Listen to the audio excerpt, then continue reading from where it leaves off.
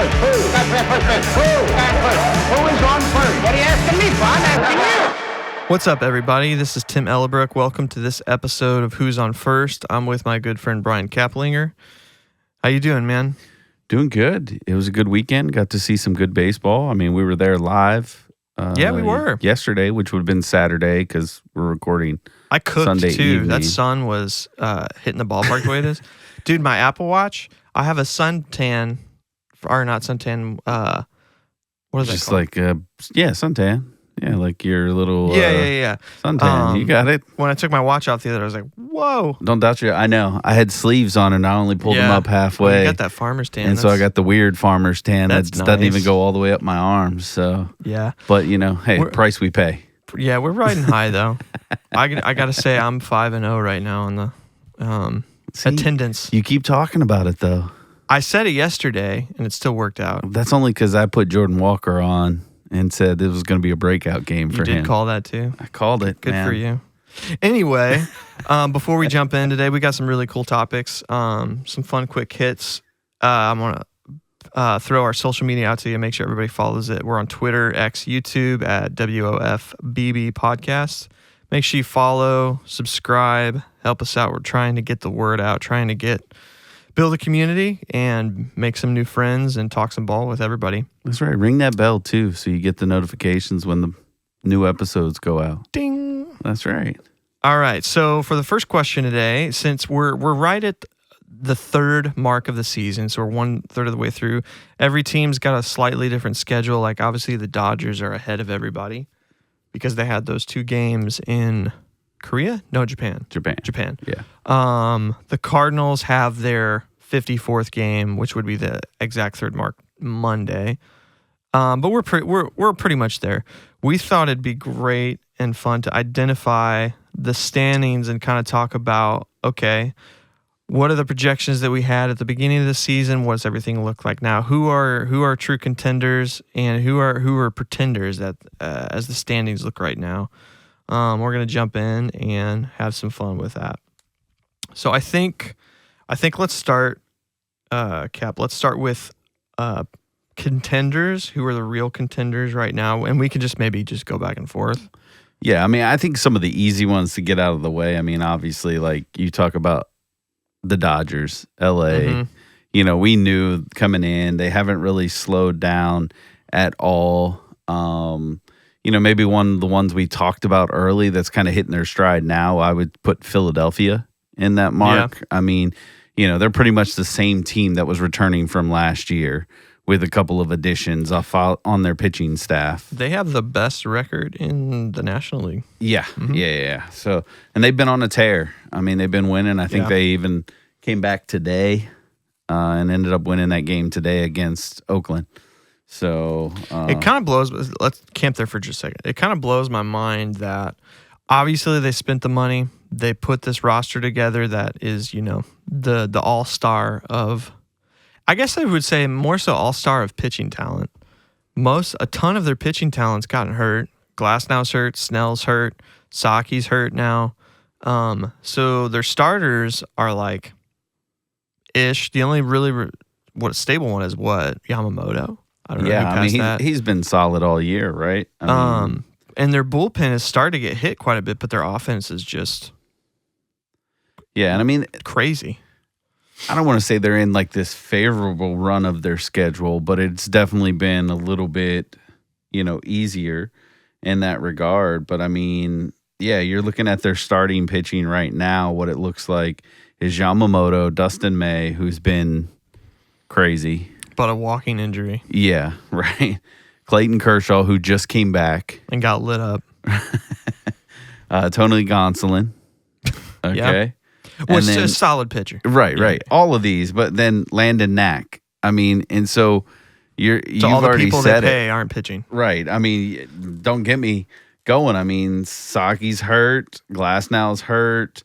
Snell's hurt. Gavin Stone's hurt. Emmett Sheehan is hurt. I mean, like, you just go up and down the list, and that's just their starters. I mean, they've also taken a hit in the bullpen as well, and I think that's why they're getting hit. But as painful as it is to say, these guys are going to get healthy come the end of the season. Their offense is enough to carry them through this stretch, and so they're going to be right there.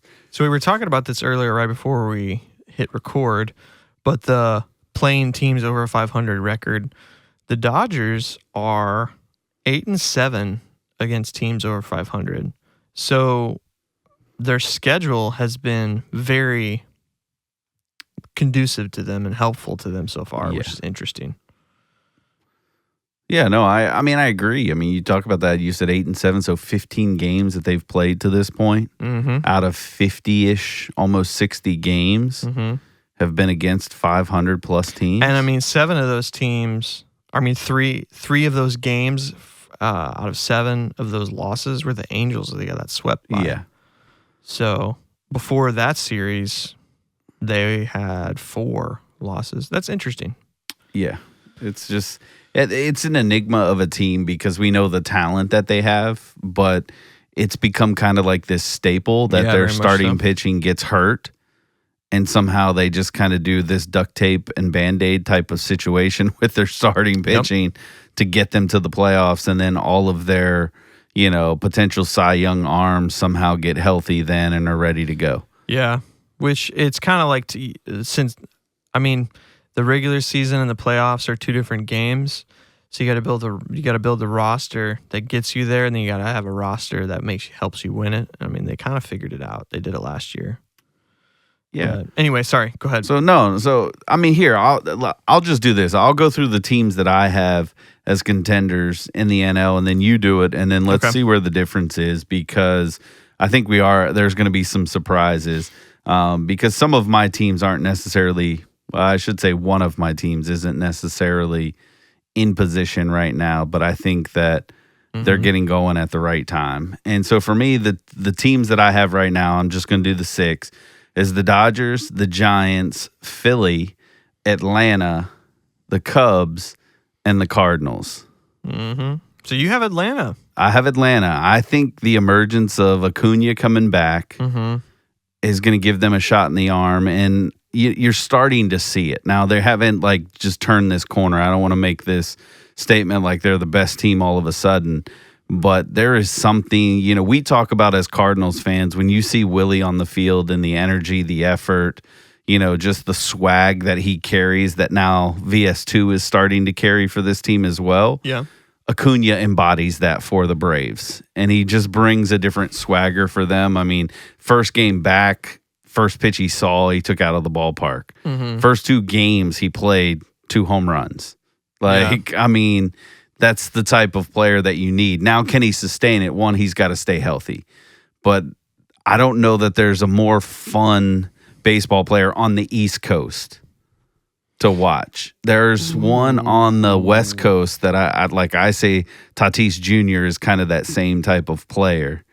Yeah, that's a good. Right. Yeah, I agree there. And it's not a disrespect to Aaron Judge. Aaron Judge isn't this flashy guy. His numbers are gaudy and flashy, but he's a very calm-natured person.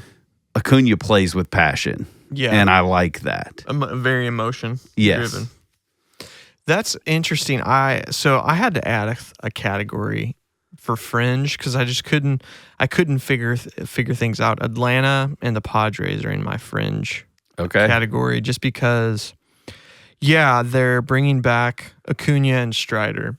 And hypothetically, they're adding 2 all-stars to their roster if you kind of think about it that way. But Strider came back once, had to go back on the IL again, and he's coming off of Tommy John, so he hasn't pitched for, more than a year at this point because he went out. So, man, that's risky. Now, you got the playoffs are 4 months away, 3 months away, and a lot can happen at that time. Sure. But a lot can happen at that time and players get hurt again. And they're just playing some weird baseball. Yeah. They're a team of really talented people. But man, it's just, I don't know. And that's why I couldn't play some fringe. I wouldn't say they're a pretender because the makeup of the roster of the main players make them too good to just say, oh, dude, they're bad. Yeah. And that's why I couldn't. And honestly, the same with the Padres. They came out super hot, but and they're in the middle of their slump. They're in the middle of a bad stretch, but I don't know. Yeah. And so that's why I had to put them in that category. I won't talk about them yet because I have them in another category. Oh, okay. So Philly is for sure for me. The Dodgers are for me. One of the contenders, and this is an interesting thing, I still think the Diamondbacks are a true contender. And to me, the Giants are a pretender. And even though the record says and the red differential says the Giants are true, I have a hard time buying it. Okay. Now, I would put them in the same category that we said about, as Cardinal fans, we said this about the Brewers the last 2 years. Right. There's no way that roster is that good, and they end up winning it. I kind of feel the same way about the Giants. If you look at the roster makeup, you're like, there's no way that they can be this good the whole year. And they very well could prove me wrong. Yeah. But they have decent pitching. They just put Hicks to the bullpen because he wasn't doing great. So what do they have? 2 super solid top of the rotation guys? Yeah. Which, I mean, technically more than we do as Cardinal fans, but I don't know, still, their offense isn't special enough. So I look at them much like I look at the Cardinals. Yeah? Like they don't have this overwhelming, I mean, obviously player talent is a little bit different, but they don't have this overall one way they're going to beat you. Yeah. They just find a way to score runs. That's how I feel about the Cardinals right now. One game, it could be 5 home runs, and then the next it's going to be no home runs. Because, I mean, if I'm remembering correctly, even with the Diamondbacks for the Cardinals in this 3-game series, I don't think we hit a home run. Mason hit one on today. Sunday. That's right. We didn't hit one. Yeah, we didn't hit one in the first 2 games. Yeah, so like one, and it was a solo shot. So it's just, one run came off of that, and yet we won every game by, manufacturing runs or doubles, those type of things. Yeah, I mean, so we are a doubles leader for sure. I think we're first or second. Right. And to me, that's where the Giants play. And some of that, obviously, their home ballpark. That's fair, man. And so that's why, like, I kind of slid them into that contenders list, because then you match that with some of the pitching that they have. Yeah. Because they also have bullpen depth. Yeah, they do have a great bullpen. And so I feel like that's going to keep them right there where they are all season. Probably top 3 closer in the game right now, right? You think? Maybe. Because what's his name for the... I'm forgetting to blank his name, but the Padres closer has started Suarez. Suarez has started getting lit up recently. Are you thinking Duvall for... No, who's the dude that throws? I'll look it up real quick while we're talking about it. Yeah, you're good. But yeah, so for me, that's the only reason why I kept them there. I can understand the notion of maybe being a fringe team because there's not this quote-unquote like superstar that's really shining out for them. I think it's just a collective team effort. But when you go back and you look at the Giants of the past, that's pretty much what they've done. Yeah. At least in recent years. I mean, I understand they had Posey. They had, some high pitching, over the years. About Duvall. So Walker's listed as their closer, but I feel like I'm talking about Duvall. And Duvall's been kind of spotty. Yeah. He's been hot as of late. That's not who I'm talking about then. Okay. I can't remember. It's all matter. Good. Yeah, it doesn't matter. But yeah, so I know we just swept the Snakes. Their bullpen needs a lot of help right now. Yeah. Man, they've got such a talented lineup. For a team last year, they scored the most runs in baseball. You got to figure out how that translates. And if they can get bullpen help via the deadline, I just don't see how they don't make it. Now, it's 1/3 of the way season, 2/3 of the way roll around, and we're like, they're still not making it. So, yeah, that's for me. I think that's all I have on. So the Mets are a contender for me right now, but they're close to fringe, and I really want to put them in a pretenders category because I said that at the beginning of the year. I thought they're a pretender. But, man, they have an incredible home record. Nobody's beating them at home right now. Juan Soto's not playing like...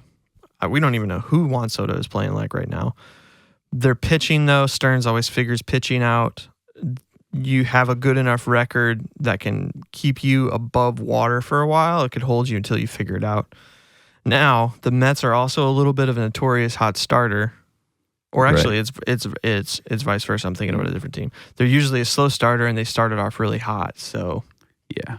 that's why I put them in the contender category, but I can't say that that's going to stay. Yeah, I mean, I don't have, again, I don't want to jump the gun. And so maybe we do go to the pretenders a little bit in the National League, because a couple that you're mentioning, which I kind of love this, are the teams that I have as pretenders.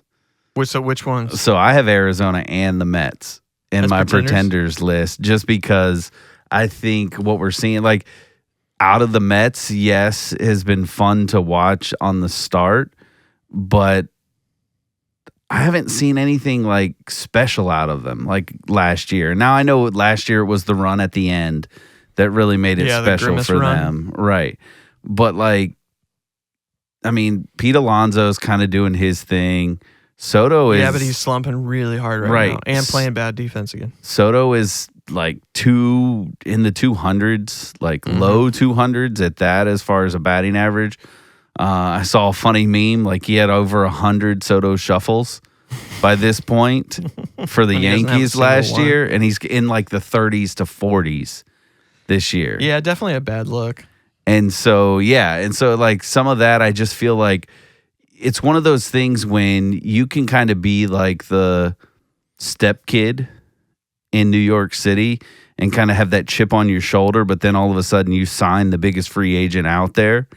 And now all of a sudden, all eyes are on you, and it's not really going the way you want. Record-wise, yes. So I'm sure they're not complaining in New York as Mets fans right now. Right. But things aren't gelling quite like I thought they would. And their pitching's not been solidified, in my opinion. They've got some guys, but yeah. And I know you just said you have faith that they're going to go get pitching. No, it's more so honestly the faith I have in them is Stearns. It's not necessarily buying. It's just working with what you have. Well, no, I don't know. If you think about how the Brewers have worked and gone for the last few years, pitching just comes out of nowhere and it just works. And if you think about his rotation this year, most of the rotation that he put together and signed is hurt and not working. Right. And all of a sudden, for the first month of baseball, it's whoa, the Mets have the best rotation in baseball. And those names we all knew, and you even said this, even though one of their starters was one of my pitchers of the month when that episode. But I don't know. I have faith in the fact that he can get pitchers to do what they need to do, but that doesn't mean the team's going to win. I just think that he can do that really well. But I also think the Soto effect, I wonder, and I think this is true of a lot of free agents. The first year when they sign big deals to new teams, they just don't do very well. Willie Adames with the Giants is not performing super well right now. Right. Next year rolls around, he's probably going to do much better. Yeah. And that could be part of it. Sometimes you put pressure on yourself to go out and prove something that you don't necessarily need to prove. Or you could have the Rendon effect. Let's hope not, right? Well, I mean that more with Soto, Could you imagine the uproar that would happen? I'm not saying that's what's going to happen, Right. but I mean that can happen. Oh, 100%. You know what I mean? That's why they're fringe for me. I put them to not make the playoffs when we did our odds at the beginning of the year. They came out super hot. They're 4-6 in their last 10. I don't know, man. It's crazy. And I'll throw, I threw Cincinnati on this list because I think there was so much, because I think there was so much hype around them and Francona coming in and, what you saw from that offense. And then all of a sudden it's this super roller coaster ride for Cincinnati up and down. Very much so. They're going to have these hot streaks where it looks like their offense is the best in MLB, especially when they're at home and they're hot. But then they just have these stretches where it's they're lucky if they score 2 runs a game. And so it's just really, really odd. And the only reason why I put them on this list is because they're hovering around the 500 mark. You know, it's potential that, you know, if they put a charge in, they might have been in the playoffs. And so that's kind of like that one at the very end. The other big one I think that may upset some people or people don't really see as it is the Padres for me, is I have them as a pretender. And some of that is history. Wow. Because they tend to fall off at the end of the year. We're seeing them go through it. We keep hearing these rumblings of them consistently talking about trying to get out from under of having to do a cease deal. And so they're looking at moving on from him. They're looking for a left fielder now. You know, we've talked constantly about Xander Bogaerts being there. I mean, you've got some key pieces that I like, obviously, in Merrill and Tatis. But you've got an aging Machado, and not that he's played bad. He's played really well for them. But then you've got Luis Arraez over at first base who's playing for you. It's not really been the guy that they wanted him to be to a degree. You know, and so there's just like, it's one of those things like they came out of the gate super, super strong. Yeah, absolutely. Right, which is hard. And I didn't expect them to carry that pace through the season. But all of a sudden, they're just kind of like this meh team. And I think we're starting to see this is really the team. And I think that's why there have been a lot of those conversations about moving pieces and, you know, trying to find other players. Now, I will give Preller and them a lot of credit. They'll go out and get who they need to get. Yeah. But will it have enough time to gel? I mean, right now you're sitting in the standings in a good spot. But let's be honest, right now the NL West is probably the most challenging division in baseball because of those teams that we're talking about. Yeah, probably more than any other. Right. Yeah. And so AL Central, NL West. Right. Which, who would have thought the AL Central would be 2 years mentioned in in a row. that conversation? But yeah, here we go. So that's for me. I don't know who you kind of had on that list. My pretenders are more so. So I mentioned the Giants. I think the Cubs are a pretender. Okay. I know that's blasphemy. Yeah, Michael's not going to be happy with you when he listens. Their rotation and their pitching just overall is really bad. And I don't think... Now, I say this as someone who is a Rangers fan and bet that the Rangers would win the World Series in 23. It's really, really hard to slug your way through an entire season and through a postseason. And if they can't do anything to fix their pitching, which it's overall, their rotation's not good, their bullpen is not good. And the bullpen's now been 2 years in a row that they've kind of struggled with that. And that's what they said going into the years. Like, that's the thing we got to fix. They got, what's his name from? I'm blanking on his name. Presley. And started off great and then it's been doo-doo. Sorry, Michael. I know this is probably really hurtful. But it's really, really hard to believe that style of play can do that over the entire length of the season. Right. It's working so far. They have one of the best run differentials in baseball. They're slugging and hitting 7 to 10 runs a game almost, or something crazy like that. Yeah. It's really, really hard to believe for me that that's going to last the whole season. Yeah, it's going to average off. I mean, you're right on that. I mean, otherwise this is going to be a historic offensive run. Correct. Which the Yankees are on, and the Yankees are doing the same thing right now. But they have Aaron Judge. Yeah. I mean, no other team has that. Right now, somebody might argue that PCA is that guy, but how long can that last? Let's be honest, all right? Like, the average is not there. Yeah. Okay. Please hear me. The thing for me with him, I was looking in this the other day. If you look at his Baseball Savant page, there's so many batted ball data things that are trending in red. But the thing is, there are some blue marks that are trending even more so from 24 to 25.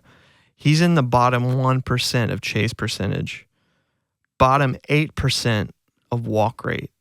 So he's not walking, he's chasing he's swinging at everything. He's whiffing at everything. Sure, when his barrel connects, he's going. Right.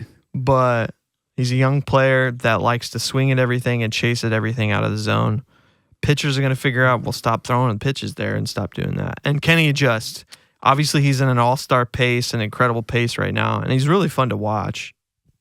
But, yeah, so I'm wondering about that. So if he falls off, what is their offense, right? Michael Busch, Yeah. Seiya Suzuki, which are pretty solid. Yeah, Pretty Suzuki's having a great year. I mean, moving him out of right field, putting him at DH, who would have thought? They were Right. talking about trading him Right. in the offseason, and look at what he's put together so far. And the other thing for the Cubs for me, they're 10-12 against teams above 500. They had an incredible run To with start, a really terrible right. schedule, or not terrible, but It heavy was a tough schedule to schedule start. at the beginning of the year. All yeah. their wins of teams above 500 were at the top Yeah. of the season, and they're not winning very many games right now with teams above 500. So I don't know. They're pretenders to me. Okay. The other big ones are the Mariners and the Red Sox. Okay, it's They're on my pretenders. It's pretenders to me. Okay. The Mariners have one of the best pitching staffs in baseball, and Big Dumper's having an incredible season. But if you look at their offense outside of them, it's kind of meh. Polanco is obviously having a great season.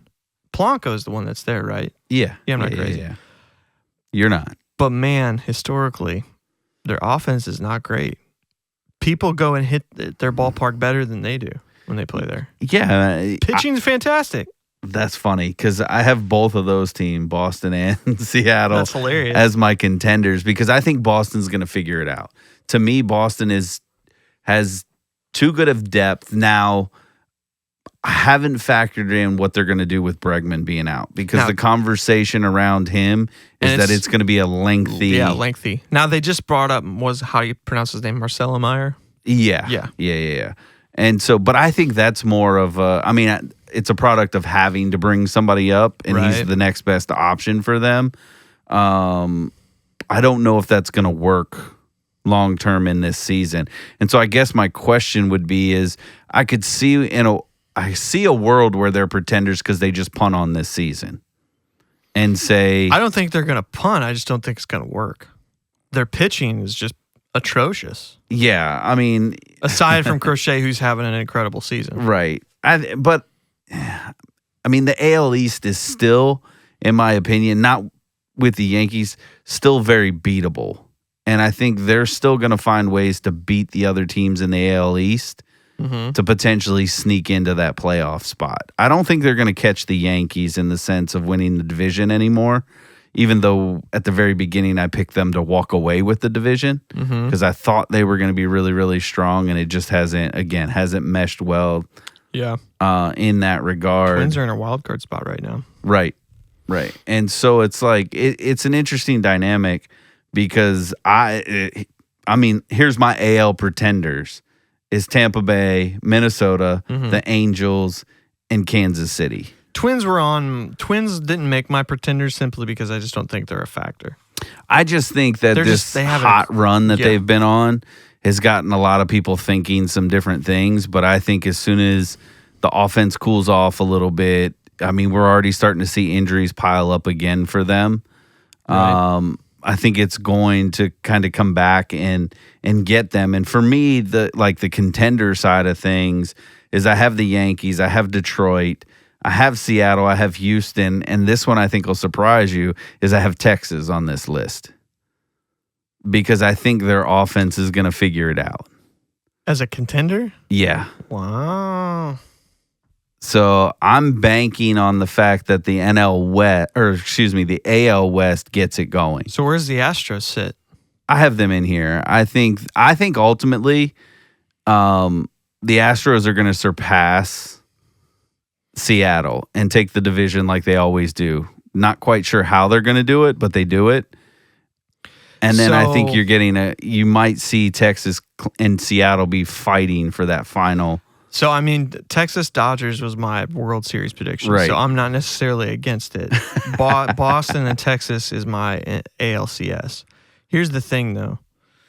There are currently 4 AL Central teams occupying playoff spots right now, and also But I think pretty decent stretches with good run differentials, except for Guardians will have they have a fine run differential. Right. So you're talking Boston and Texas and Houston all have to get spots and take spots away from all those but I mean, central teams. if you look at where Boston and Texas are, though, they're not that far behind those teams. I mean, yeah, right now. It's too I mean, early, it's still early. That's what I'm saying. And so, like, again, you look at like what the Cardinals did. You go on an 8-9 game win streak, just like the Twins did, and all of a sudden you find yourself in the middle of a playoff run. And that's why I think I look at some of these teams like Texas. I don't want to count them out because that offense, man, can be special yet again. It hasn't. It's just not. Yeah, it's not clicking. Yeah, but I think you're starting to see signs. You're starting to see it get going. I mean, now the big question mark is going to be DeGrom. Can he stay healthy? Because he's having a heck of a run. Yeah, and I mean, it's fun to watch him pitch at this level again. It's just for how long? Right. Now he did. There was something I read an article that he put out about how he's dropped velo intentionally, which Mets fans been asking for that 4 or 5 years ago, which would be good for him to help him, maintain health. Because you want to see a healthy DeGrom, just like Mike Trout, right? A healthy DeGrom is good for baseball. Yeah. But do they have enough pitching outside of that? I mean, they've Evaldi. Evaldi and DeGrom, yeah, but man. I mean, and again, it worked in 23. Right, and you just got to find that one guy to step up. And now, who is that going to be? I don't know yet. I just don't. I have a hard time seeing Houston, Texas, and the Mariners taking 2 spots. So one's going to be a division winner, but 2 other spots away from those AL Central teams. And AL Central is a dogfight right now. But that's why I say I think like the Twins are going to fall off. Detroit's going to run away with that. I think. So you have the Guardians and the Royals. Yeah. And I have the Royals as falling off too. I think they're a pretender. Oh, okay. And so I think the Guardians will be in it. Yeah. I think it'll come down. They're what I would consider what you've been using, kind of like that fringe team. Yeah. Like, they could make some moves that get them back up into that. But right now, they're just kind of middling, in my opinion. Of all the teams, though, the Guardians are the only team with a positive record against above 500 teams. Right. It's funny how it works. Now, and what's interesting is the Tigers were below. They had a worse record against 500 teams until they played us. Right. Which they we won gave those 2 wins. Yeah. 2 out of 3. I'd take it. I mean, it kind of makes sense. I don't see how the Mariners make it and hold off. Houston is just inevitable. Right. I just think if the Mariners offense can hold par where they're at right now, their pitching starts to get a little bit healthy. We know what their pitching can do. I don't think they need to have this electric Texas-style offense to make noise because of the type of pitching that they have. Oh, yeah. And so if they can just be stable right where they're at right now and get their pitching back, they're going to hang around. But here's the thing.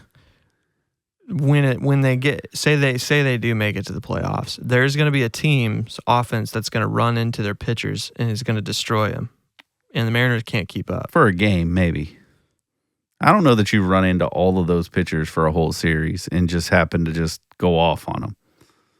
I mean, I think about the Yankees and the Guardians, the Yankees and the Tigers, or not the Tigers. The Yankees and the Guardians and the Yankees and the Royals last year. Yeah, I mean. We'll see, but maybe I just got a little bit more faith. Yeah. In Seattle. Again, the Red Sox and the Rangers were my CS pick. So yeah, the Red Sox were my last one. That's just me, I think being bullish and holding on. They're contending for you. Yeah, because I think again, like I said, Bregman going down is really going to change the dynamic of that team. Unless Devers goes on an app, which I mean he's hitting well. Yeah. But he goes like nuclear at the plate, it's gonna be hard for them. Yeah. I think that sums up. I think we went through all the teams. That's interesting. Had some differences there, but the division leaders are still the same, which I think is really funny. Right. The Phillies are running away with the East for sure. I think for both of us. All right. So for our next question, I think this will kind of pair off. We're going to talk about potential trades that would make sense right now. maybe for some of these teams or teams that are going to run away with it, teams to keep them out of the fringe category. So we each came up with 3 trades that are way too early, but still kind of make sense. Do you want to go with your first one? Yeah, I can. Okay. So here, I'll give you the 2 teams, and then this will get fun. So I have the Athletics and Boston coming together for this one. And this would be Ooh, that's a good to one. kind of push Boston back into the mix. And I have the Athletics giving Tyler Soderstrom and Mason Miller to Boston for Roman Anthony. Ooh. So There's no way. I don't know. Boston lets Roman Anthony go. It's an outfielder. And I mean, I understand the hype that's with him, but when you get with Soderstrom, he can play left field, but he's also a first baseman, which is huge for them right now. Yeah. He's a left-handed hitter, so he's going to give, a great opportunity in the short right field, the curved corner there. And I think he can hit in that ballpark really, really well because he can go the opposite way off the monster as well. Yeah. And then you get a legitimate closer in Mason Miller, who I think needs a change of scenery. Not that he's been bad this year, but I think it would help him long term to be in it fighting for something. Yeah. And so that's just me. To me, this is probably, I don't want to say the longest shot, but Yeah. like, it makes sense on both sides. I know you're giving up a big piece in Anthony, but you're Top gonna prospect have in to baseball. You're gonna have to give up something to get something. That's like Roman Anthony's like go to the Pirates for Paul Skeens. Which I have him on my Low. list on the next one. Yeah, We'll on the next talk one. about. So the only thing that I'm gonna react to it. Yeah, no. The only thing this that I is think what I of wanted. is Rafaela is locked up. I believe Abreu is locked up. Yes. Jaron Duran is not. And they Right. just went to he's in his second year of ARB and just won it. So next year is his last year of ARB and it's his walk year. To me, that signals they're going to let him walk. They're not going to or they're going to trade him. Sure. Which means they need a left fielder to replace. And that's Roman Anthony. Why would they put Soderstrom for an outfielder when they already have the best prospect in baseball as an outfielder? He gives you a little bit more versatility for this year and next year. Because we saw him start off at first base for the Athletics. Yeah. Played well.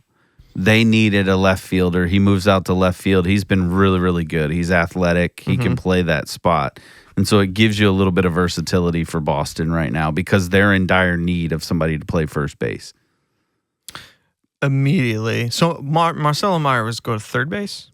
Probably. Because what's his name? Because Devers isn't going to touch third base. Devers isn't going to touch the field. Right. They've got some options where They it's put, like a rotation not of Cam players. Smith. Christian Campbell's going to first. They've been working him there, right? Working in there, yeah. And that's why I say, like, I mean, they do. The issue is there for sure. right. And that's why I played around with this one and was looking at it. And like I said, I know it's something that Boston's kind of going to be like tight-fisted with. Mm-hmm.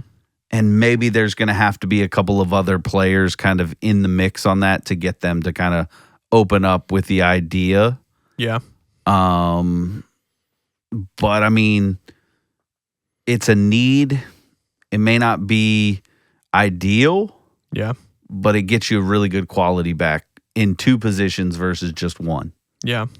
That's where I look at this because it's getting you multiple players for 1. Yeah. And as good as, hear me, as good as Roman Anthony is, he may not pan out. We see that a lot. He may. Like it's the two-edged sword right here. Mm-hmm. He could come out and legitimately be, Tatis Jr. Yeah, in the outfield, and you're like, oh man, what did I do? Or he could come out and be, yeah, I'd give it a fair. Dylan Carlson. I'd give it a fair. I don't think it's realistic, but I'd give it fair. Okay. Hit me with your first one. So this one's simple and it feels more like a deadline trade, but I feel like it would be helpful. I have the Orioles and the Dodgers getting together.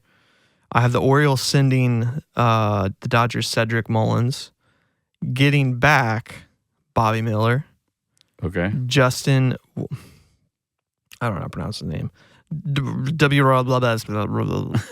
I'm sorry, Rob Leski. Right. And some sort of prospect. I have Kellen Lindsey as a prospect. He was the Dodgers' first round pick last year. Feels a little high, but I was kind of teetering with just a prospect. He's 19, so he's really young. Okay. But the main part of the deal is Bobby Miller and Justin Robleski going to the Orioles.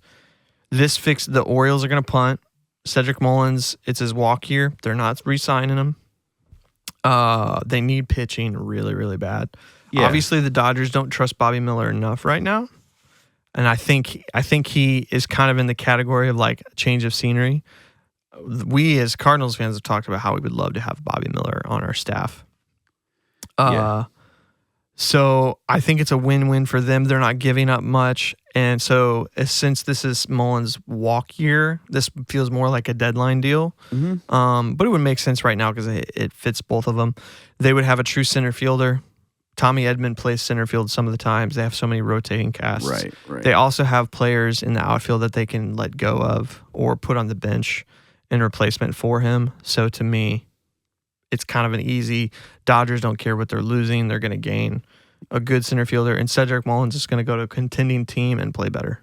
Yeah, I mean, you definitely would hope that. I don't hate that trade. I mean, it makes sense on both scenarios because with the Orioles kind of being out of it, I think, you're not looking at retaining Mullins long term and paying him a contract that he's going to want. So at least you're getting. They're not paying anybody. Right. At least you're getting some control out of the players you're bringing back in, which fits their bill. And Miller's got elite projected stuff. Right. Hasn't been able to put it together. I think about that one start last year when he faced us was nails, throws 100. So he's got stuff. Got to put it together, obviously, but yeah, it is. I mean, there's no doubt about it. I mean, he's even in limited action that he's seen, for the Dodgers this year. I mean, his K per nine's fairly high. Mm-hmm. Those type of things. And so it's an interesting dynamic. He is kind of maybe lost some favor in LA. Mm-hmm. Because you would think with some of the injuries, he would have been the one that would have been called back up. Mm-hmm. Yeah, I mean, they trust Knack more and Sheehan more. Yeah. And what's funny is Miller was above them in the prospect list one time. Yeah, he just hasn't, for whatever reason this year, has not put it together. And that's why I feel like change of scenery category for him. Yeah, and he's still 26. So, again, makes a lot of sense. I would take him. Yeah. We've said it a couple times, I can give you somebody that plays third base. Right. That'll probably be welcomely glad to go back to his hometown or home state, I should say. Not anymore, man. He's going to need back surgery and be out for like 3 years now. No, don't put that evil on him. What's your next one? All right. So this is where I get a little crazy, but I think it actually works for both teams. And so this is a Pittsburgh-Baltimore deal. Okay. So I have Skeens going to Baltimore. Baltimore sending back Colby Mayo. Yeah. Sam Baslow. Salo, whatever his last name is. Kerstad. Kramer. And Jordan Westbrook. Let me put this in the simulator real quick. It balances out. It does, yeah. It balances out. And you got to think, if you're going to go after Skeens, you have to give up a haul. Yep. It's going to be what the Nats got for Soto. You're going to have to be willing to part with that. But it's kind of the same reasons you were talking about Bobby Miller going. Now, Bobby Miller isn't going to cost nearly the price tag. Yeah. But this, in my opinion, it may not help you this year, but it puts you right back on the map for next year. You still have an opportunity with Rutschman and Holiday and some of the key players that they have in the mix there that are currently there to stay. Okay, so throw these at me again. Mayo, who? Their catcher, Sam Basalo, I think is how he says his last name. I could be wrong on that one. Yeah. Kerstad, who is their left fielder. But he's playing left field primarily right now because O'Neill's been hurt. Yeah. Okay. And then Kramer, who's the starting pitcher. So Pittsburgh's getting a pitcher back in the deal. And then Jordan Westbrook, who's a second baseman for them. But he's not really playing second base. Is Kramer with a C? No, K. K-R. Kremer. Yeah. That's So pretty it works even out. according to the sim. Now, again, this is all It feels a little bit like an overpay.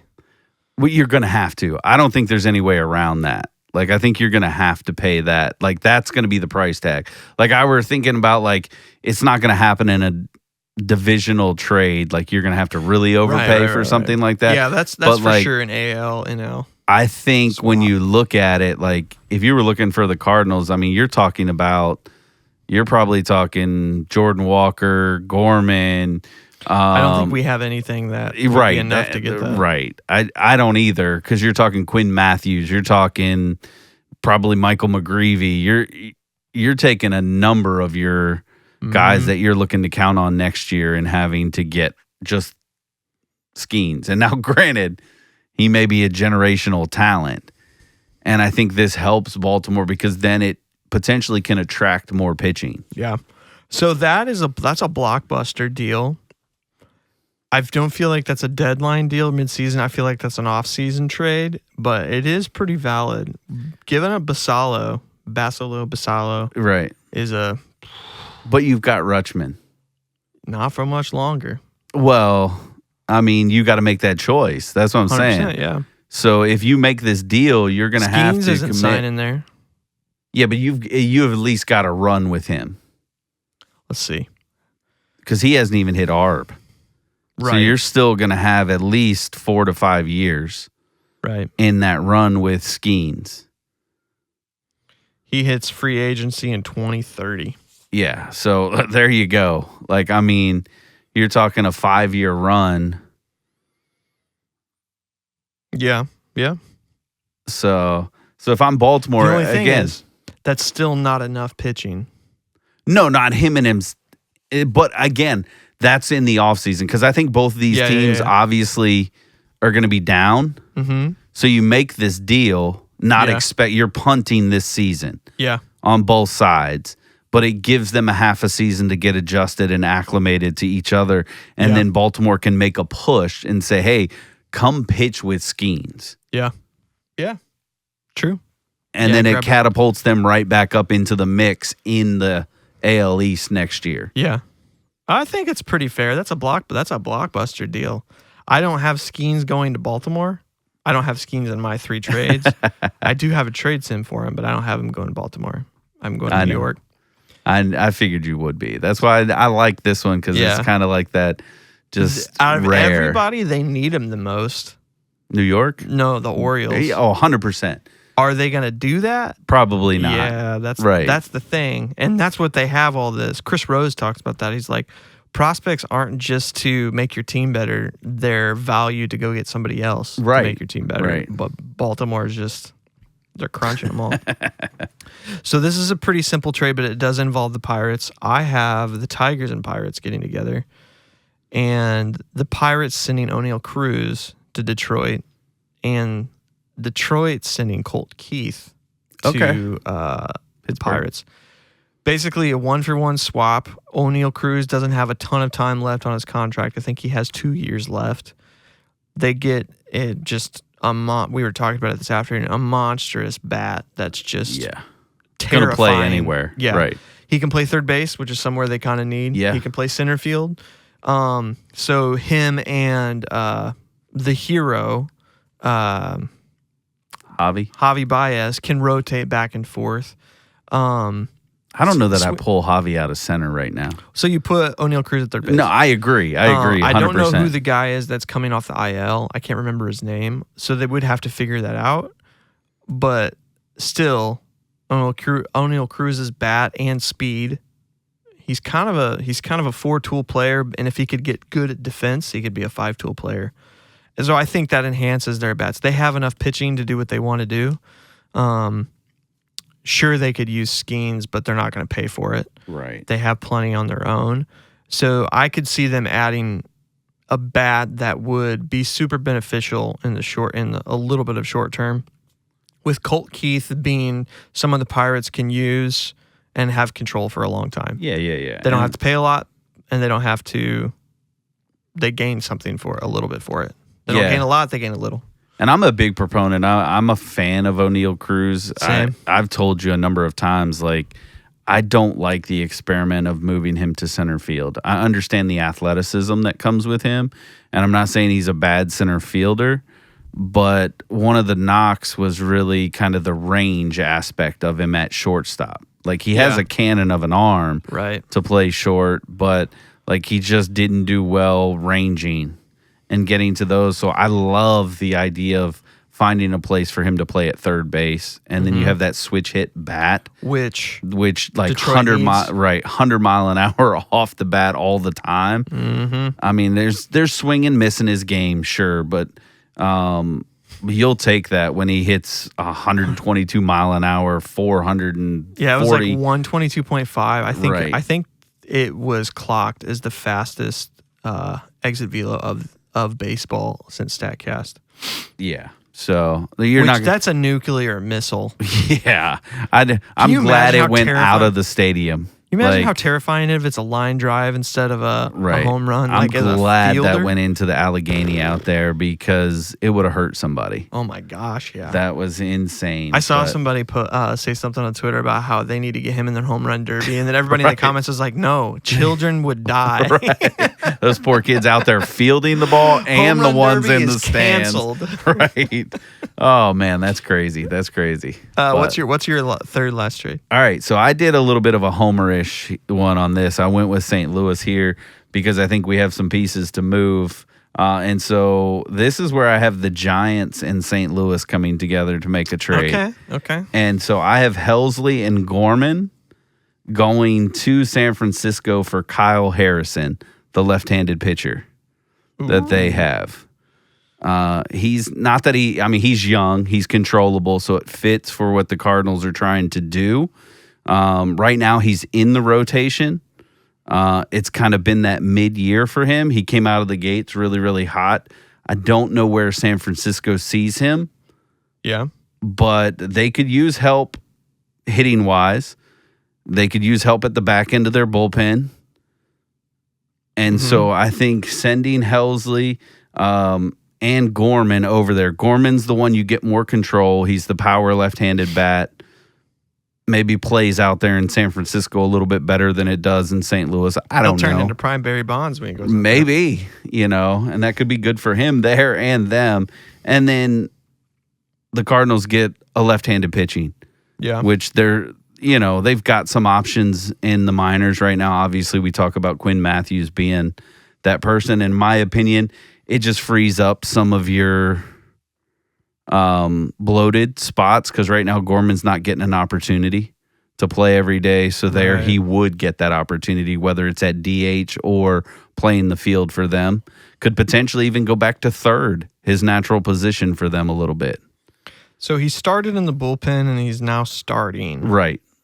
10.6K per 9. Yeah. I'd do that deal in a heartbeat. That's a good deal. Yeah. I just thought about that, and kind of balances out, gives San Francisco a little bit of an option there. Yeah. They're pretty good at pitching depth right now. And so it wouldn't hurt them in the long run. It would help us. And I think Helsley and Hicks playing together again. Right. How fun would that be? Right. So that was my kind of most realistic, I guess I would say, out of all of them that I could see happening. I mean, value is pretty equal. That's pretty good, man. I like that one. All right, this is my blockbuster. All right, I'm here for it. I feel like this is realistic. And I mean, the trade sim values match up, but it's pretty big. So I have a 3-way going. Okay. I'm in Naja trade trois. I have the Yankees, okay, the Brewers, and the Padres. All coming together. All hooking up and coming together. All right. I have the Yankees acquiring Freddie Peralta and Dylan Cease. So Freddie Peralta from the Brewers, Dylan Cease from the Padres. So the second Brewer going over to the Yankees. Right. You think I have there'd the be a little Brewers. bit of Everybody, they're acquiring everything from the Yankees. okay, I have the Brewers getting Will Warren and Chase Hampton, okay, and I have the Padres getting Ben Rice and Spencer Jones. ooh, okay, I feel like the Brewers would want one more thing, but they're getting a young starter. And who knows if they like this one? There might be another one that they like more, but Right. someone of equal value. Clark Schmidt to me is an option, but I feel like he's a little too old for yeah, the for what they Brewers, would want. If you're gonna again, I think you do Maybe this we deal throw as Clark the Schmidt in there. Brewers. If you're looking to get away from Peralta and get younger, Yes. so that's why I would say, yeah, I agree with that. I think Schmidt would probably be a little too on the age side for them, not production wise. It's gonna hit a little bit. Losing Ben Rice, he's been a big bat for them, but they are gonna get two really good starters. Dylan Cease is in his walk year. Freddie Peralta has one more year. Let me confirm that real quick. But Dylan Cease he's going to be a free agent at the end of the year. The Padres have talked about how they want to get rid of him. They want to get a deal for him. They need a left fielder. Spencer Jones, Yeah. prospect left fielder. It doesn't solve their problem right now, but Preller also likes to be really risky, and he could be getting Jones to then do something else with. Ben Rice is a great bat. They need catching. They need better offensive catching than they have right now. Yeah. Although Ben Rice has been DHing and first basing, that's because Wells is their dominant catcher. And he's not going to take that away from him. So Ben Rice goes back behind the plate. Yeah, I could see that. I think right now San Diego has their eye on Stowers from Miami in the year he's having. Well, yeah, but he's going to cost way more. Oh, absolutely, 100%. And so that's what I was getting ready to say. I think this is a very doable trade from the three-way side of things. It'd be interesting to see what the Brewers would really want. I mean, I like what you have there, but I would venture to say and agree with you. Over Jones. I don't know that the Yankees would go that far for starting pitching because I think they can acquire some talented, maybe not that level, but some talented pitchers that they could get without having to give up Dominguez. Now, I think the Yankees are going to have to come to terms with Spencer Jones going this year if they want to get pitching. Yeah. Because that's going to be the primary ask from everybody. Yep. Like, that's just going to be the one piece that they're just going to have to be willing to part ways with. And we know the Yankees, they don't really care about their prospects that much. Correct. So, yeah, I mean. And they tend to be ones that hold them for too long anyway. Yeah, and the problem right now is I think maybe even for some teams when it comes to Dominguez is he's starting to hit his stride. He's in one of those hot streaks right now. Right. And so it's like the Yankees are looking around like, oh, okay, maybe we did hit on this. Yeah. And so they're going to be a little bit hesitant to maybe let him go. Again, switch hitter, can play left field. So it'll be interesting. But I could see that happening. I know you said it's the blockbuster, but I could see something like that going down. Yeah, it's a blockbuster to me because it's a big trade. Three teams coming together, pulling a trade off. So Peralta has a club option next year, so they'll gain the rest of this year and next year with him. Dylan Cease obviously is a free agent next year. Right. So they're getting two aces ish. Dylan Cease can cover what they lost this year in right.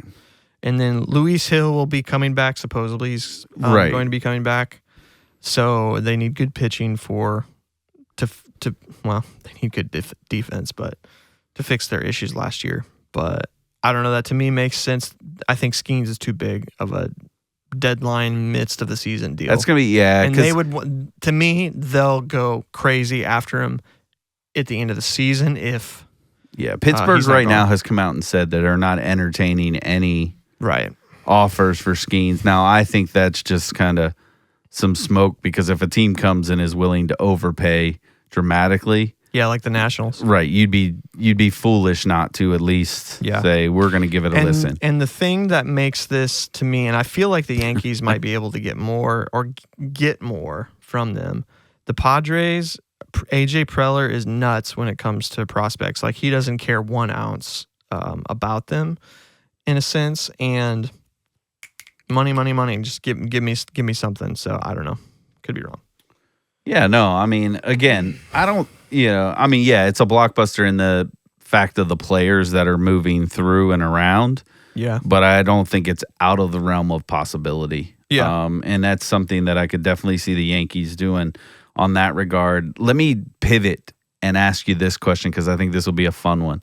Who's a player that you wouldn't necessarily assume is going to be traded? And I'm talking like one of our key players. Like you talk like Tatis, somebody like that, that you could think of that could potentially go somewhere that would stun people this year. From any team? From any team. Oh, that's a good question. I think the Pirates getting rid of Skeens is actually.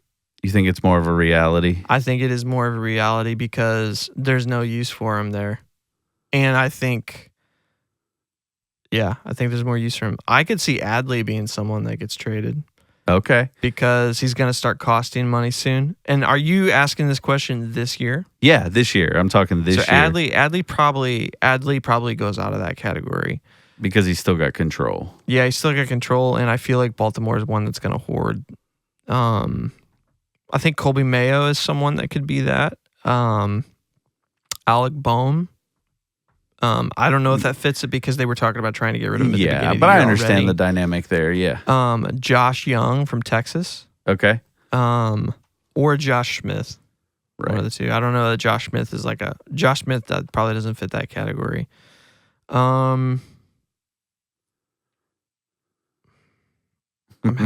feel like could be a pitcher, could be anybody. Seattle needs to get rid of one of their pitchers for somebody. That's probably something we should have brought up, is the Mariners and the Orioles getting together and swapping somebody out. That definitely has to be a consideration. That's who I was thinking. To be honest with you, I think the name that's gonna, and he's been floated around, but Seattle's kind of kept it not like they didn't want to. But I think if Kirby can come back off the injury and pitch well, I think Seattle's going to make the move. Really? Yeah. I think this year will be the year that you see, because of Wu stepping up. They've had 2 years where he's pitched really, really well. Yeah. Miller's also doing really well. Right. Too. And so I think that they're starting to look at, who's going to get us the biggest return. I would not say it would be Kirby. You think it's Gilbert? I think it's Gilbert because he has less control. Yeah. I think it's probably a year difference. I need to confirm that, but yeah, it's pretty close to that. But I guess the reason why I say that is in all things that I hear and see, Kirby has the higher value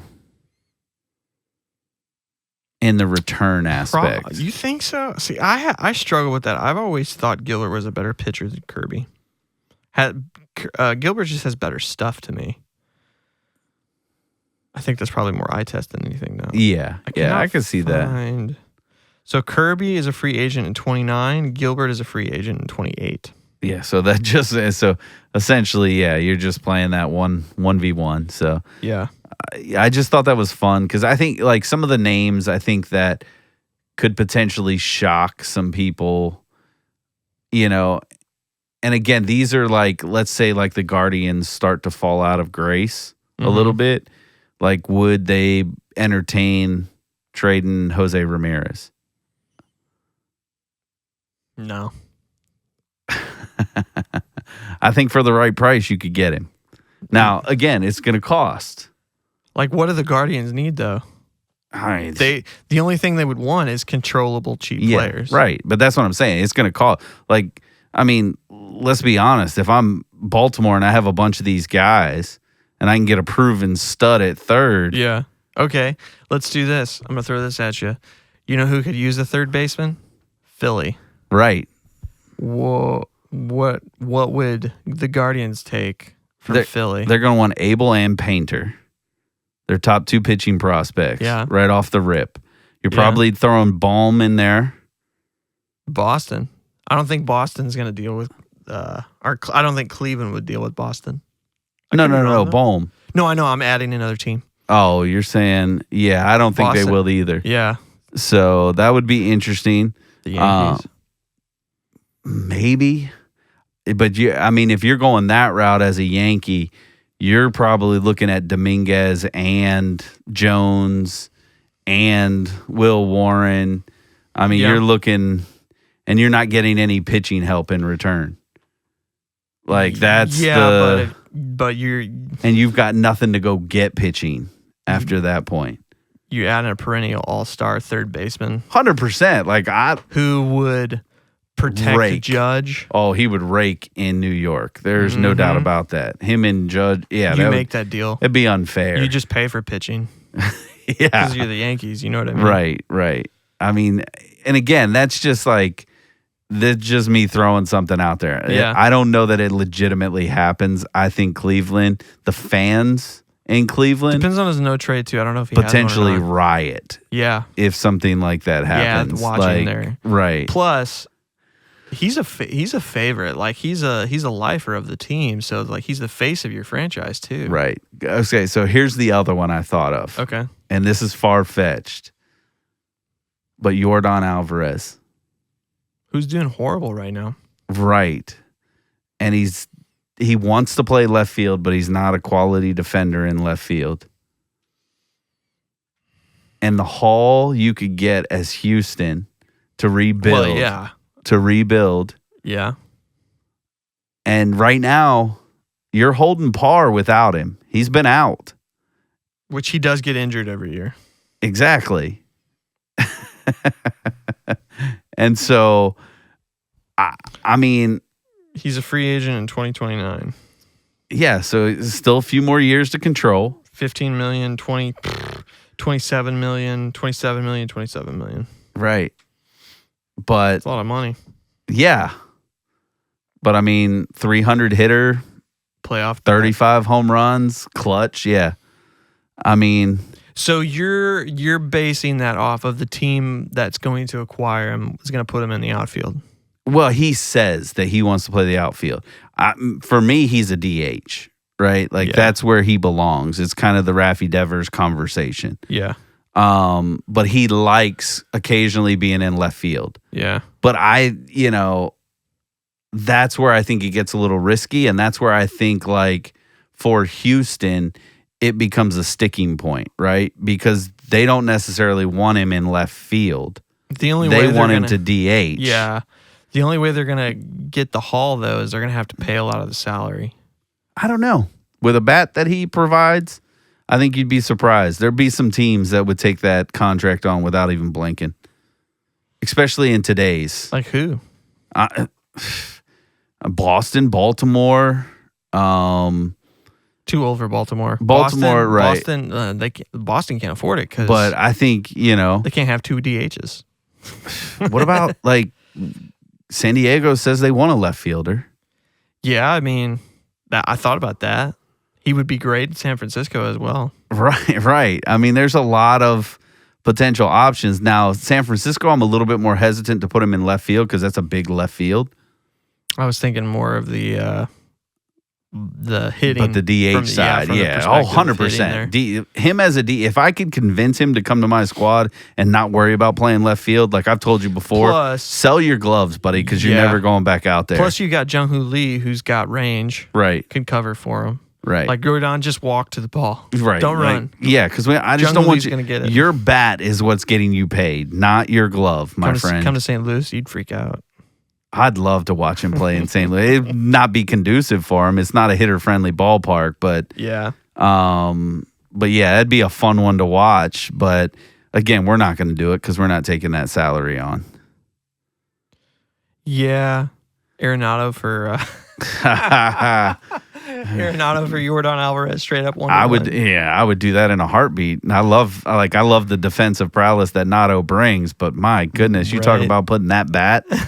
in a lineup. Holy Nolan cow! Gorman for Yordan Alvarez. Most unrealistic trade ever. Right. That's never going to happen. The Cardinals will take all of the money. We'll eat all of the money. Well, joking around, you saw what I said today. We'll send Gorman and some of them to Pittsburgh to get Cruz, put him at third, and we'll just give Boston Nato so they can have a third baseman. Yeah. No money needed there. We'll just take that on. But again, that's no unrealistic. I get it, unrealistic. And I don't want to take shots at Nato. Like, I mean, dude is legitimate, Gold Glove, Platinum Glove. He's showing it a little bit again this year defensively, but I think he's he's an aging veteran. Yeah. And I think it just kind of log jams some of our future. Yeah. So speaking of the last question we want to cover, we'll wrap this up pretty quick. Want to spend some time for the local team. So Cardinals are they're hitting the ground running, man. They're now 2 games back of the Cubs in the division.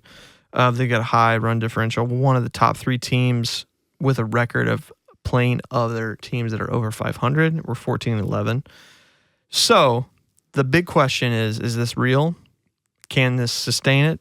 And what are some things that will have to stay to sustain it or would make it fall apart, I guess would be the better question. Yeah. So real quick, I said the things that make me a little leery. I mean, I think they're here to stay, and that's not just fandom talking.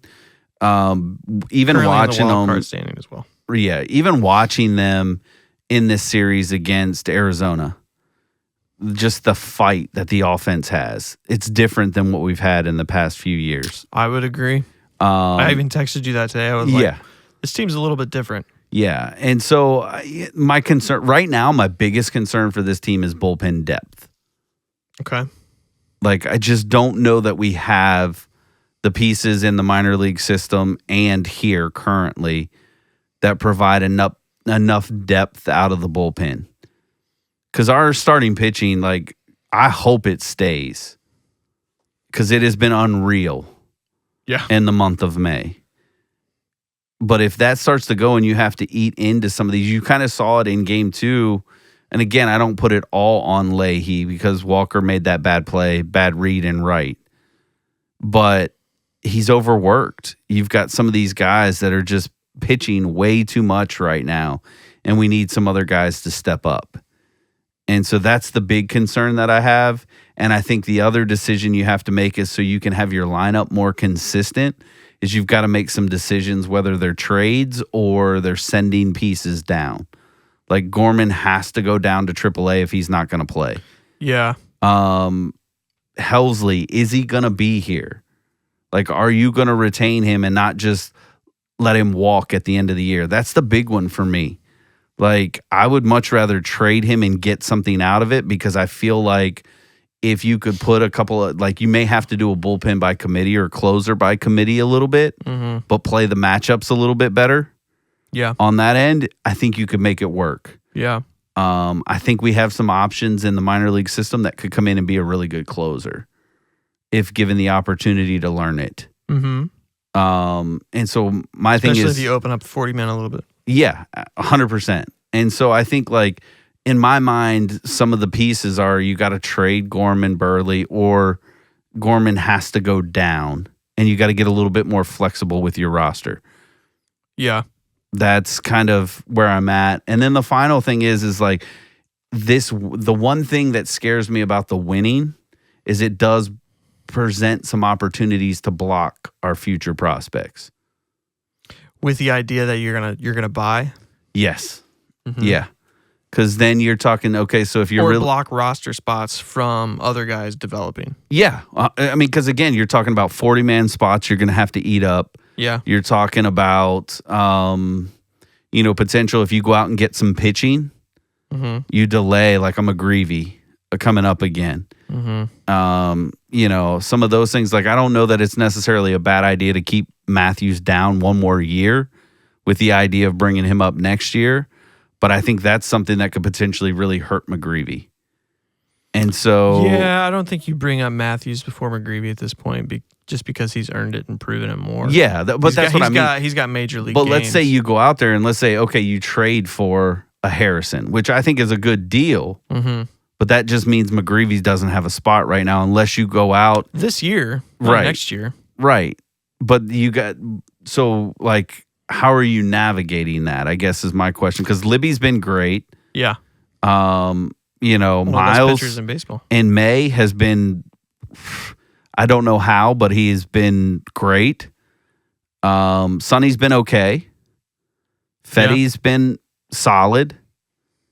Palante's kind of come back to form a little bit. He had a rough patch there for a little bit. He's settled back in. So that, like, these are all good problems. But if you really start going for it, and let's say you start adding some veteran depth in your bullpen or to your starting lineup that maybe has a little bit more swing and miss in it, you're starting to block some of these young guys again. You do it on the field. I'm not so worried about the positional player side of things because I think our lineup's pretty much our lineup. Yeah, with the exception of some moving pieces, unless injuries come into play, those type of things. Yeah. So for me, it's really pitching in general. This staff in general, so the bullpen and the starting rotation has one of the worst strikeout statistics in baseball, but they have one of the best ERAs in baseball. So since what's his name got sent down? Fernandez, yes, thank you. They sent him down April 25th. So since that date, this team has the 6th best ERA in the majors. Yeah. That's including in bullpen has like the 4th or the 5th. The starting rotation separately has like the 6th or 7th. So nonetheless, the staff is really good, but they are insanely dependent upon this defense. Now, the Cardinals have the best defense in the league. Yeah. And it's been great. The outs above average is still astronomically high compared to the rest of the team. But this pitching staff has to have that. So my thing is it going to last? And can that sustain the whole year? Can our position player group maintain that defense level? Because if they can, that means this pitching staff's probably going to be really successful. And including the bullpen. Our bullpen's not very strikeout centric. Helsley is not striking anybody out. It's all ground balls. Libby and Sonny Gray are really our only strikeout pitchers. And for Sonny Gray, it's every other start. Right. It's not consistent. So that's the big question I have is that sustainable? And if that is sustainable, and I guess you could say that's more on the position players. Can the position players maintain that level of defense? Because if they can, that means our staff's probably going to be fine. Yeah, I mean, I have all the faith in that, but like my concern starts to come. You get in the middle of August, you start going to some hitter-friendly ballparks. Yeah, where routine fly balls become home runs pretty quickly. Yeah, and you don't give your defense a chance. If somebody's hitting the ball out of the ballpark, there's nothing your defense can do with that. Like when we go to Wrigley. Right. I mean, again, your offense can also do that. Like, I'm not trying to say that that's going to be the thing, but when you don't have swing and miss, and I know this is something we've talked about all offseason with the Cardinals, sometimes you just need a game where somebody goes out there and has 11, 12, 13 strikeouts just to keep you in the game. Mm-hmm. And that's going to become even more valuable when you get to the postseason. Mm-hmm. And right now we don't have that. And so it's like it's one of those things that you go out there and through the first 3 innings, you're getting shelled. We're in the bullpen. Here we go again. And all of a sudden, we're burnt up of guys that we can use. Yeah.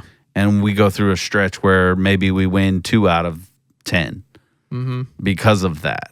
And that's where my concern is. Defense doesn't concern me. If these pitchers can keep the ball on the ground, we're going to make outs more than not. Yeah. I think Saturday's game was just a freak coincidence. Oh, yeah. I mean, you're going to have those games. Right. But I think overall, the defense that we're seeing is the Cardinals. And I mean, again, it goes back to it. This is the Cardinal way. Mm-hmm. Well, I think so. I think it's a little bit attributed to the staff that they brought together, the coaching staff that was brought together.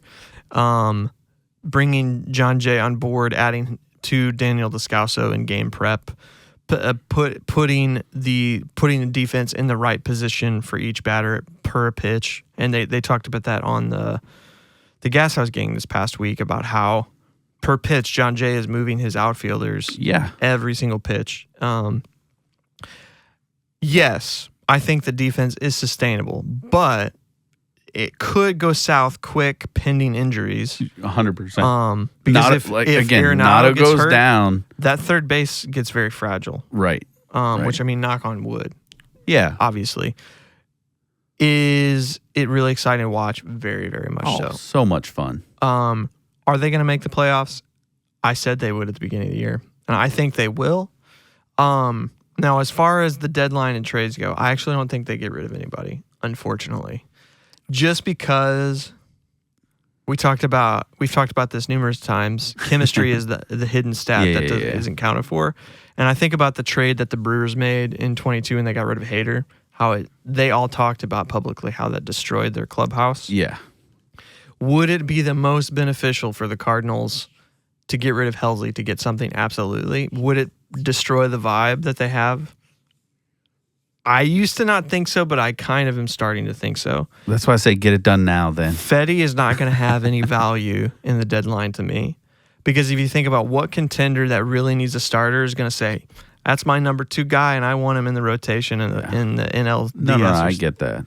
So his value is at the beginning of the season, so he's not going anywhere. Right. Matt's, I think, will have a lot of value, but he's super valuable to us as well. Yeah. So I have a hard time at this moment saying that we're going to do anything. I think we're just going to stand pat. I don't think we're going to add. I don't think we're going to sell. I don't think we'll do anything big adding wise. I hope we sell some of those pieces. Yeah. Because you have to get something out of them. You cannot let them walk for free.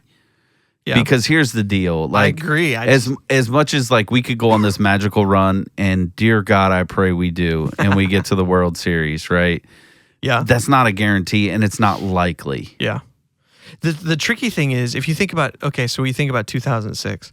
I made the funny comparison because MLB put something about how the Tigers' record is identical or as good as 2006 was. But the closer we had at the beginning of that season and through the season wasn't the same one who closed out the games in the World Series. For us, it's never been the same bullpen and rotation and staff that we end the year with. And the same happened in 2011. It wasn't Rosenthal that was closing games. It was Mott. Right. Yes, that's what we should do. Will they do that, though? I just don't think. I don't see it now. I think you have to, because I think this is where Bloom enters the conversation. Could be. Because it's his team moving forward. Could be. Yep. So I don't want to let a high prospect potential return just walk out the door. That has not been Bloom's MO at all. Yeah.